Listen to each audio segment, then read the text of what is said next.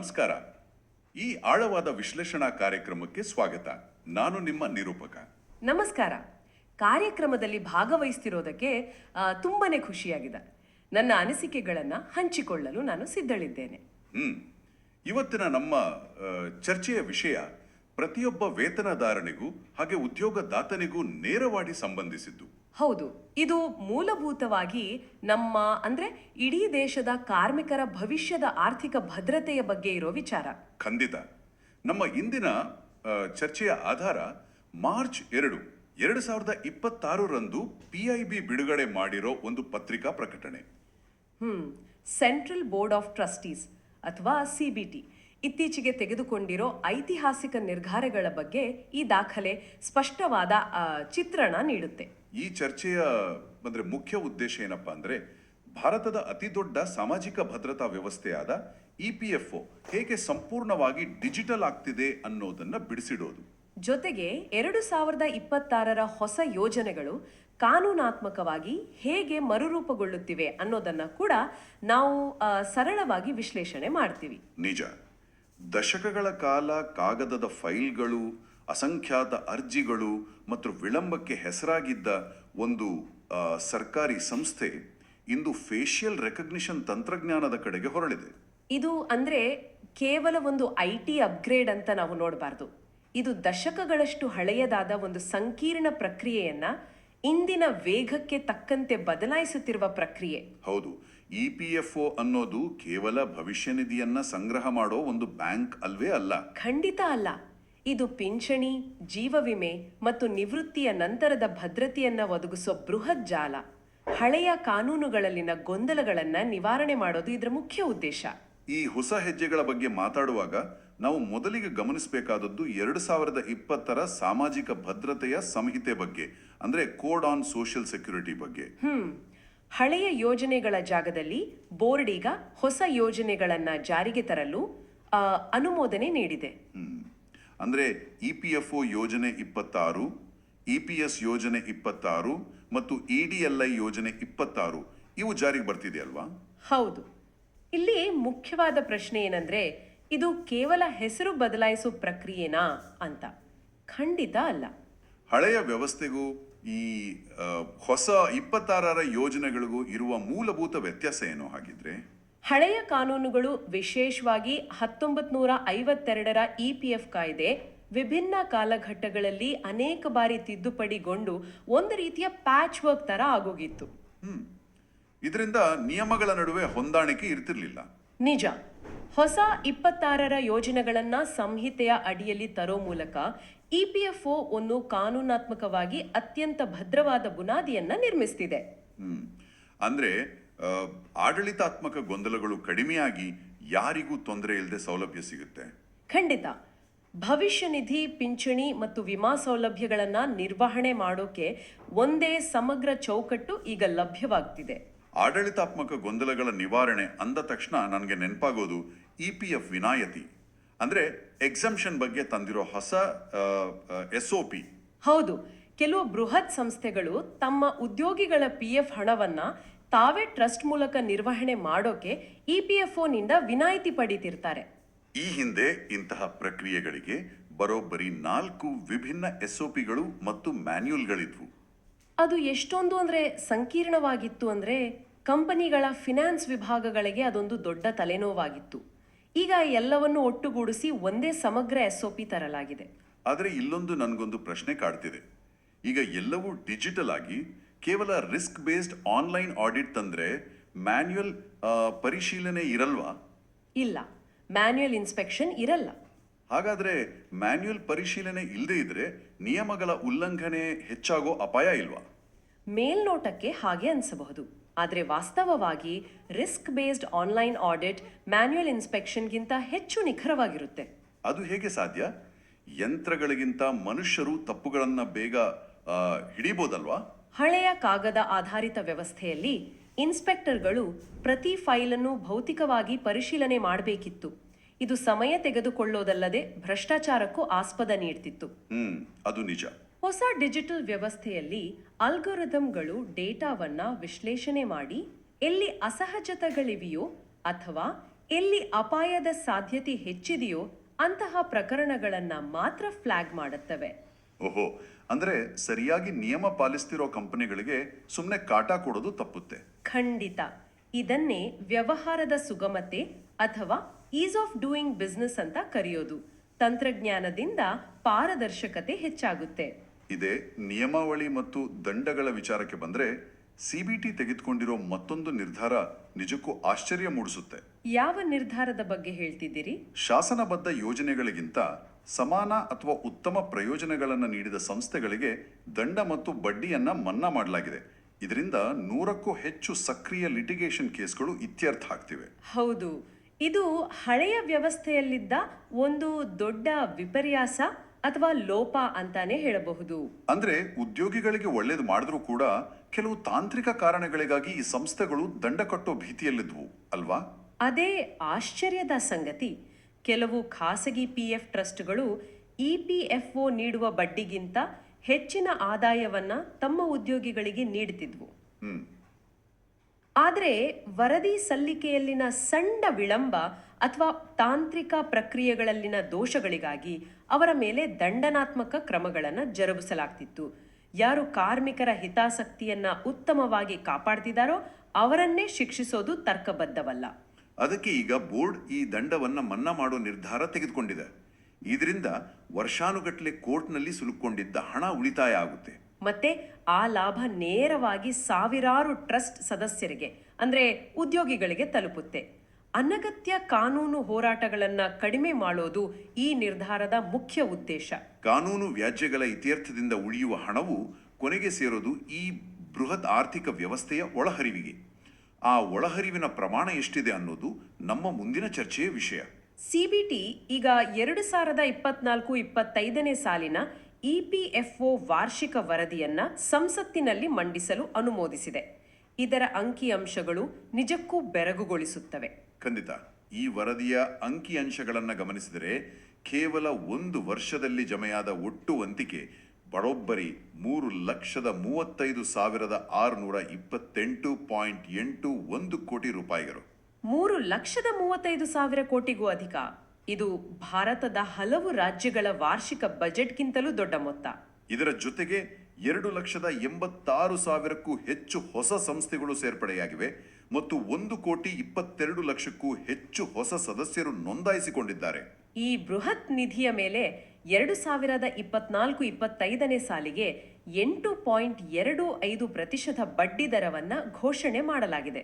ಇಂದಿನ ಮಾರುಕಟ್ಟೆಯ ಪರಿಸ್ಥಿತಿಯಲ್ಲಿ ಇಷ್ಟು ದೊಡ್ಡ ನಿಧಿಯ ಮೇಲೆ 8.25% ಲಾಭಾಂಶವನ್ನ ಕಾಯ್ದುಕೊಳ್ಳೋದು ಎಷ್ಟು ಸವಾಲಿನ ಕೆಲಸ ಅಲ್ವಾ? ಇದು ನಿಜಕ್ಕೂ ಒಂದು ಬೃಹತ್ ಆರ್ಥಿಕ ಸವಾಲು. ಲಕ್ಷಾಂತರ ಕೋಟಿ ರೂಪಾಯಿಗಳ ನಿಧಿಯನ್ನ ಸುರಕ್ಷಿತವಾಗಿ ಹೂಡಿಕೆ ಮಾಡೋದು ಸಾಮಾನ್ಯ ವಿಚಾರವಲ್ಲ. ಈ ಹಣ ಎಲ್ಲಿ ಹೂಡಿಕೆ ಆಗುತ್ತೆ? ಈ ಹಣ ಷೇರು ಮಾರುಕಟ್ಟೆ, ಸರ್ಕಾರಿ ಬಾಂಡ್ಗಳು ಮತ್ತು ಮೂಲಸೌಕರ್ಯ ಯೋಜನೆಗಳಲ್ಲಿ ಹೂಡಿಕೆ ಆಗುತ್ತೆ.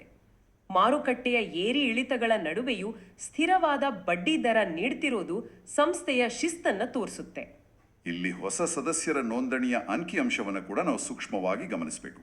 1,22,00,000ಕ್ಕೂ ಹೆಚ್ಚು ಹೊಸ ಸದಸ್ಯರು ಬರ್ತಿದ್ದಾರೆ ಅಂದ್ರೆ ದೇಶದಲ್ಲಿನ ಔಪಚಾರಿಕ ಉದ್ಯೋಗ ಸೃಷ್ಟಿ ಮತ್ತು ನಿಯಮಗಳ ವ್ಯಾಪ್ತಿಗೆ ಬರ್ತಿರೋ ಸಣ್ಣ ಪುಟ್ಟ ಉದ್ಯಮಗಳ ಸಂಖ್ಯೆ ಹೆಚ್ಚಾಗ್ತಿದೆ ಅಂತ ಅರ್ಥ.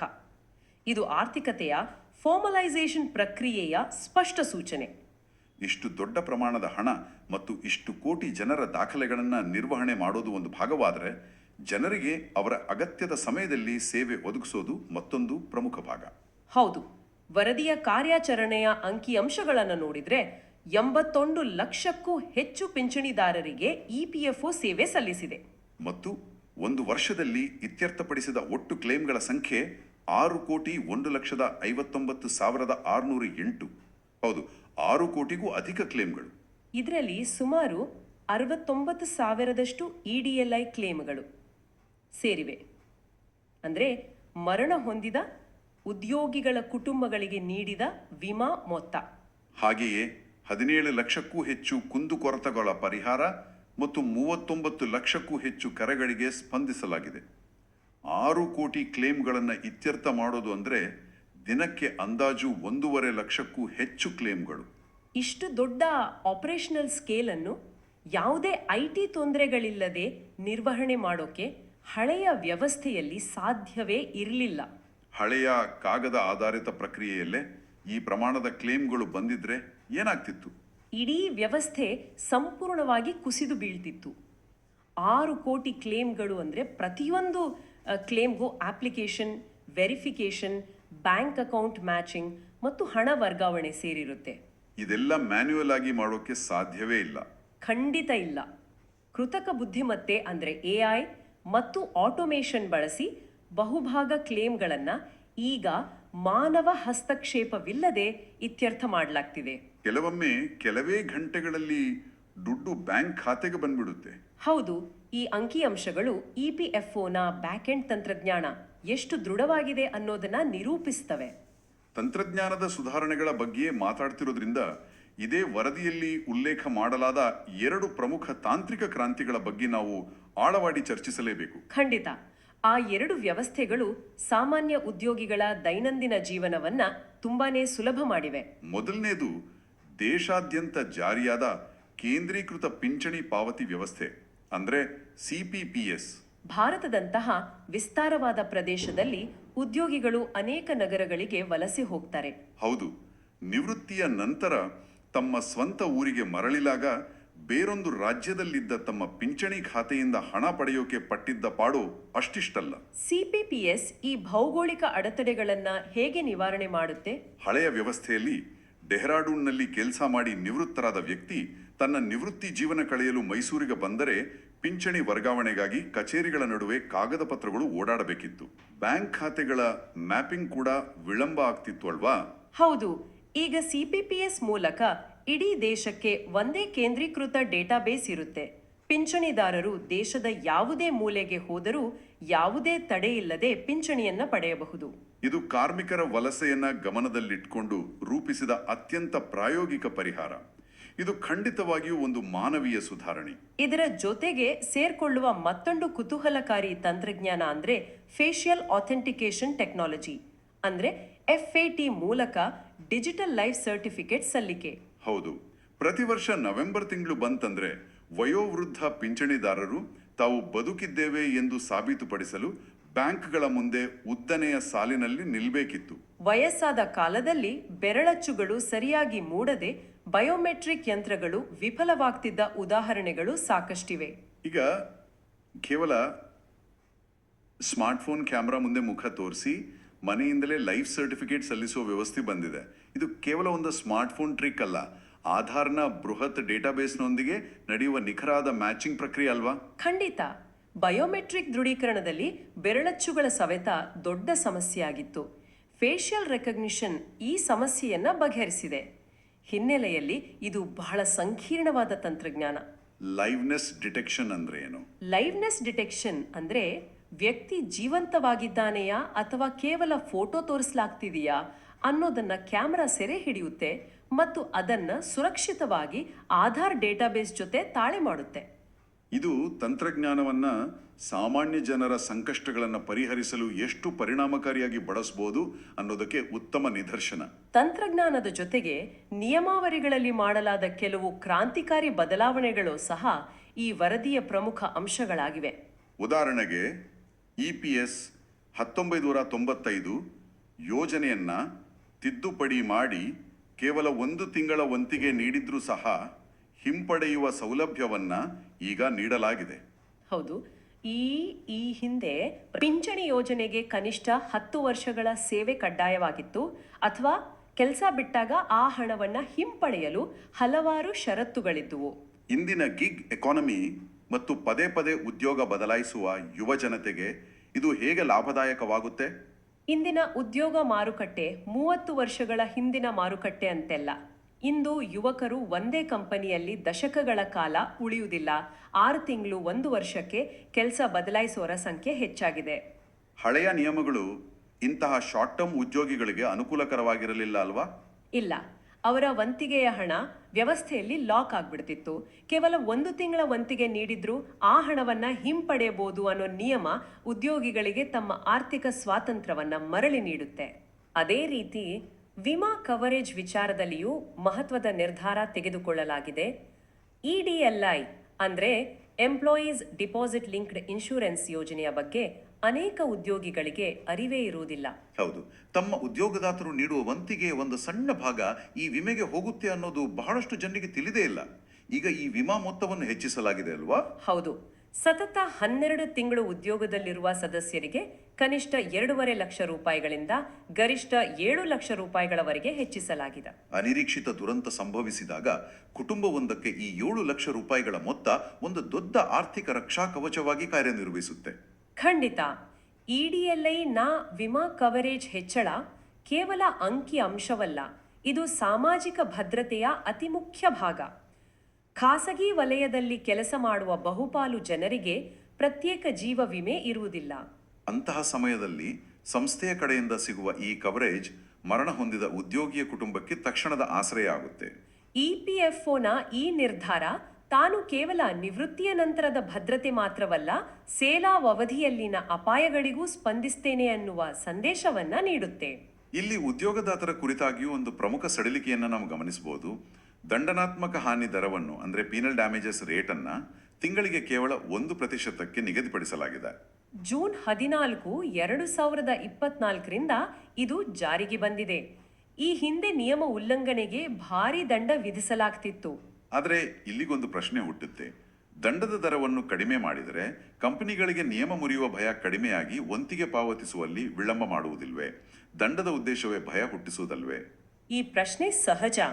ಆದರೆ ಆರ್ಥಿಕ ದೃಷ್ಟಿಕೋನದಿಂದ ನೋಡಿದಾಗ ಅತಿ ಹೆಚ್ಚಿನ ದಂಡವು ಉದ್ಯೋಗದಾತರನ್ನು ಅಡಗಿಕೊಳ್ಳಲು ಅಥವಾ ಕಾನೂನು ಕುಣಿಕೆಯಿಂದ ತಪ್ಪಿಸಿಕೊಳ್ಳಲು ಪ್ರೇರೇಪಿಸುತ್ತೆ.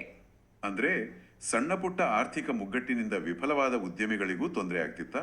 ಹೌದು, 1-2 ತಿಂಗಳು ಪಿಎಫ್ ಪಾವತಿಸಲು ವಿಫಲವಾದ ಉದ್ಯಮಿಗಳ ಮೇಲೆ 15% ಅಥವಾ 25% ದಂಡ ವಿಧಿಸಿದ್ರೆ ಆ ಉದ್ಯಮೆ ಮುಚ್ಚಿ ಹೋಗುವ ಅಪಾಯವಿರುತ್ತೆ. ಉದ್ಯಮಿ ಮುಚ್ಚಿದ್ರೆ ಉದ್ಯೋಗಿಗಳ ಭವಿಷ್ಯವೇ ನಾಶವಾಗುತ್ತೆ. ನಿಖರವಾಗಿ ಹೇಳಿದ್ರಿ. ತಿಂಗಳಿಗೆ 1% ದಂಡವನ್ನ ತರ್ಕಬದ್ಧಗೊಳಿಸುವುದರಿಂದ ಉದ್ಯೋಗದಾತರು ತಮ್ಮ ತಪ್ಪನ್ನು ಒಪ್ಪಿಕೊಂಡು ದಂಡ ಕಟ್ಟಿ ವ್ಯವಸ್ಥೆಯೊಂದಿಗೆ ಪ್ರಾಮಾಣಿಕವಾಗಿ ಮುಂದುವರಿಯಲು ಸಾಧ್ಯವಾಗುತ್ತೆ. ಇದು ಶಿಕ್ಷೆ ನೀಡುವುದಕ್ಕಿಂತ ಹೆಚ್ಚಾಗಿ ಕಂಪ್ಲಾಯನ್ಸ್ ಅಂದ್ರೆ ನಿಯಮ ಪಾಲನೆಗೆ ಒತ್ತು ನೀಡುವ ಪ್ರಾಯೋಗಿಕ ಹೆಜ್ಜೆಯಾಗಿದೆ. ಅಂದ್ರೆ ದಂಡ ಹಾಕಿ ಹೆದರಿಸಿ ಉದ್ಯಮಿಗಳನ್ನ ಮುಚ್ಚಿಸುವುದಕ್ಕಿಂತ ಅವರಿಗೆ ನಿಯಮ ಪಾಲಿಸಲು ಪಾರದರ್ಶಕ ಮತ್ತು ಸುಲಭವಾದ ಮಾರ್ಗವನ್ನ ತೋರಿಸಿಕೊಡುವುದು ನೂತನ ದೃಷ್ಟಿಕೋನವಾಗಿದೆ. ಈ ಎಲ್ಲ ಆಡಳಿತಾತ್ಮಕ ಮತ್ತು ತಾಂತ್ರಿಕ ಸಾಧನೆಗಳನ್ನು ಗಮನಿಸಿದರೆ ಇಪಿಎಫ್ಒಗೆ ಅಂತಾರಾಷ್ಟ್ರೀಯ ಮಟ್ಟದಲ್ಲಿ ಸಿಕ್ಕಿರುವ ಮನ್ನಣೆ ಆಶ್ಚರ್ಯ ಮೂಡಿಸೋದಿಲ್ಲ. ಹೌದು, ಏಷ್ಯಾ ಮತ್ತು ಪೆಸಿಫಿಕ್ ವಿಭಾಗದಲ್ಲಿ ಬರೋಬ್ಬರಿ 7 ISSA ಗುಡ್ ಪ್ರಾಕ್ಟೀಸ್ ಪ್ರಶಸ್ತಿಗಳನ್ನು ಇಪಿಎಫ್ಒ ಪಡೆದುಕೊಂಡಿದೆ.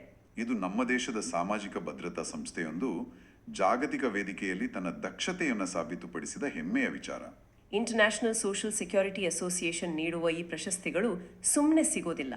ಲಕ್ಷಾಂತರ ಜನರ ಡೇಟಾ ನಿರ್ವಹಣೆ, ಕ್ಲೇಮ್ ಸೆಟಲ್ಮೆಂಟ್ನಲ್ಲಿನ ವೇಗ, ಫೇಶಿಯಲ್ ರೆಕಗ್ನಿಷನ್ ನಂತಹ ತಂತ್ರಜ್ಞಾನದ ಅಳವಡಿಕೆ ಎಲ್ಲವನ್ನೂ ಮಾನದಂಡಗಳಿಗೆ ಒರೆ ಹಚ್ಚಿ ನೋಡಲಾಗುತ್ತೆ. ಭಾರತದಂತಹ ವೈವಿಧ್ಯಮಯ ಮತ್ತು ಅತಿ ಹೆಚ್ಚು ಜನಸಂಖ್ಯೆ ಇರುವ ದೇಶದಲ್ಲಿ 6 ಕೋಟಿ ಕ್ಲೇಮ್ಗಳನ್ನು ನಿಭಾಯಿಸ್ತಲೇ ಇಂತಹ ಜಾಗತಿಕ ಗುಣಮಟ್ಟವನ್ನು ಕಾಯ್ದುಕೊಳ್ಳುವುದು ಈ ವ್ಯವಸ್ಥೆಯ ಅಗಾಧ ಶಕ್ತಿಯನ್ನ ಪ್ರದರ್ಶಿಸುತ್ತೆ. ನಿಜ, ಇದು ಇಡೀ ವ್ಯವಸ್ಥೆಯ ಪರಿವರ್ತನೆಯನ್ನ ಸಂಕೇತಿಸುತ್ತೆ. ಒಟ್ಟಾರೆಯಾಗಿ ನಾವು ಇಂದಿನ ಚರ್ಚೆಯನ್ನ ಒಮ್ಮೆ ಮೆಲುಕು ಹಾಕೋದಾದ್ರೆ, ಕಾಗದದ ಫೈಲ್ಗಳ ನಡುವೆ ಸಿಲುಕಿ ನಿಧಾನಗತಿಯ ಕಾರ್ಯಾಚರಣೆಗೆ ಹೆಸರಾಗಿದ್ದ ಸಾಂಪ್ರದಾಯಿಕ ವ್ಯವಸ್ಥೆಯೊಂದು ಇಂದು ಹೇಗೆ ಸಂಪೂರ್ಣವಾಗಿ ಪಾರದರ್ಶಕ ಆಧುನಿಕ ಶಕ್ತಿಯಾಗಿ ಬದಲಾಗಿದೆ ಅನ್ನೋದನ್ನ ಸ್ಪಷ್ಟವಾಗಿ ಕಾಣಬಹುದು. 2026ರ ಯೋಜನೆಗಳಿಗೆ ಭದ್ರವಾದ ಕಾನೂನು ಚೌಕಟ್ಟು, ಕಾಗದರಹಿತ SOP, 3.5 ಲಕ್ಷ ಕೋಟಿ ರೂಪಾಯಿಗಳ ಬೃಹತ್ ವಂತಿಗೆಯ ನಿರ್ವಹಣೆ ಇವೆಲ್ಲವೂ ಮಹತ್ವದ ಮೈಲಿಗಲ್ಲುಗಳು. ಹಾಗೆ ಸಾಮಾನ್ಯ ಜನರಿಗೆ ನಿಲುಕುವಂತಹ CPPS ಹಾಗೂ ಡಿಜಿಟಲ್ ಲೈಫ್ ಸರ್ಟಿಫಿಕೇಟ್ ತಂತ್ರಜ್ಞಾನ ಇವೆಲ್ಲವೂ ಹೊಸ ಶಕೆಯ ಮುಖವಾಡಗಳಾಗಿವೆ. ಸಂಪೂರ್ಣ ಸತ್ಯ. ಈ ಪ್ರಕ್ರಿಯೆಯಲ್ಲಿ ನಾವು ಮುಖ್ಯವಾಗಿ ಗಮನಿಸಬೇಕಾದದ್ದು ಬ್ಯಾಲೆನ್ಸ್, ಅಂದ್ರೆ ಸಮತೋಲನ. ಒಂದು ಕಡೆ ವ್ಯವಹಾರದ ಸುಗಮತೆಗಾಗಿ ಉದ್ಯೋಗದಾತರಿಗೆ ದಂಡದ ವಿನಾಯಿತಿ ಮತ್ತು ಕಾಗದರಹಿತ ಪ್ರಕ್ರಿಯೆಗಳನ್ನು ನೀಡಲಾಗ್ತಿದೆ. ಮತ್ತೊಂದೆಡೆ ಉದ್ಯೋಗಿಗಳ ಭದ್ರತೆಗಾಗಿ 1 ತಿಂಗಳ ವಂತಿಗೆಯ ಹಿಂಪಡೆಯುವಿಕೆ ಮತ್ತು 7 ಲಕ್ಷದವರೆಗಿನ ವಿಮಾ ಕವರೇಜ್ ಅನ್ನ ನೀಡಲಾಗ್ತಿದೆ. ಕಾನೂನನ್ನು ಬಿಗಿಗೊಳಿಸುತ್ತಲೇ ಅದನ್ನ ಜನಸಾಮಾನ್ಯರಿಗೆ ಸುಲಭವಾಗಿ ನಿಲುಕುವಂತೆ ಮಾಡುವುದು ಮತ್ತು ವ್ಯವಸ್ಥೆಯಲ್ಲಿನ ನಂಬಿಕೆಯನ್ನ ಮರುಸ್ಥಾಪಿಸುವುದು ಯಾವುದೇ ಆಡಳಿತದ ಅತಿದೊಡ್ಡ ಯಶಸ್ಸು ಅಂತ ಹೇಳಬಹುದು. ಈ ಸುದೀರ್ಘ ಚರ್ಚೆಯ ಕೊನೆಯಲ್ಲಿ ನಾವೆಲ್ಲರೂ ಆಳವಾಗಿ ಯೋಚಿಸಬೇಕಾದ ಒಂದು ಪ್ರಮುಖ ವಿಚಾರವಿದೆ. ಉದ್ಯೋಗಿಗಳ ಭವಿಷ್ಯ ನಿಧಿಯ ಸಂಪೂರ್ಣ ಪ್ರಕ್ರಿಯೆಯು ಆನ್ಲೈನ್ ಆಡಿಟ್ಗಳು ಮತ್ತು ಫೇಶಿಯಲ್ ರೆಕಗ್ನಿಷನ್ ಮೂಲಕ ಸಂಪೂರ್ಣ ಕಾಗದರಹಿತವಾಗ್ತಿರೋ ಈ ಹಂತದಲ್ಲಿ ಮುಂಬರುವ ದಶಕಗಳಲ್ಲಿ ವ್ಯವಸ್ಥೆಯ ಸ್ವರೂಪ ಹೇಗಿರಬಹುದು? ಒಬ್ಬ ವ್ಯಕ್ತಿಯ ಮುಖವೇ ಅವನ ಜೀವನದ ಅತಿದೊಡ್ಡ ಆರ್ಥಿಕ ಭದ್ರತೆಯ ಕೀಲಿಯಾಗ್ತಿರುವಾಗ ಖಾಸಗಿತನದ ಪ್ರಶ್ನೆಗಳು ಏಳುವುದು ಸಹಜ. ಖಂಡಿತ. ಸರ್ಕಾರ, ಉದ್ಯೋಗದಾತ ಮತ್ತು ಉದ್ಯೋಗಿಯ ನಡುವಿನ ನಂಬಿಕೆ ಮತ್ತು ಡೇಟಾ ಗೌಪ್ಯತೆ ಅಥವಾ ಡೇಟಾ ಪ್ರೈವಸಿ ಪರಿಕಲ್ಪನೆಗಳು ಯಾವ ಹೊಸ ರೂಪವನ್ನು ಪಡೆದುಕೊಳ್ಳಲಿವೆ? ಎಲ್ಲವೂ ಆಲ್ಗಾರಿದಮ್ಗಳ ನಿಯಂತ್ರಣಕ್ಕೆ ಹೋದಾಗ ಇದು ಎಲ್ಲಿಗೆ ಹೋಗಿ ನಿಲ್ಲಬಹುದು ಅನ್ನೋ ಕುತೂಹಲ ಇದ್ದೇ ಇರುತ್ತೆ. ನಮ್ಮ ಸಾಮಾಜಿಕ ಭದ್ರತೆ ಕೇವಲ ತಂತ್ರಜ್ಞಾನದ ವಿಕಾಸವೋ ಅಥವಾ ಇದು ಡೇಟಾ ಆಧಾರಿತ ಹೊಸ ಸಾಮಾಜಿಕ ಒಪ್ಪಂದದ ಆರಂಭವೋ?